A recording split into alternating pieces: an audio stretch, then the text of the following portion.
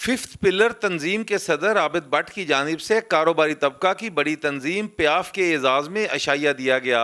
इस मौका पर मुकर्रीन ने खिताब करते हुए कहा कि मईशत की ज़बूहाली में कमी के लिए अब कारोबारी तबका को मैदान में आना होगा। लोगों ने ग्रेजुअली तरक्की की और हम धीरे धीरे नीचे की तरफ चलते गए और ये सफ़र अभी तक जारी है। तो अपने आप को ठीक करना हो तो सेल्फ कैथारसिस बड़ा ज़रूरी है। हम क्यों पीछे रह गए? बहुत सारे मुल्क जो हमसे पहले बहुत पीछे थे हमसे आगे निकल गए। तो that means there is something wrong in our leadership. Fifth pillar के रहनुमाओं का कहना था कि हम सिर्फ मईशत की बेहतरी, डॉलर बहरान में कमी के लिए अपना किरदार अदा करना चाहते हैं। फिफ्थ पिलर का मकसद सिर्फ एक है कि पाकिस्तान की इकानमी को ठीक करना।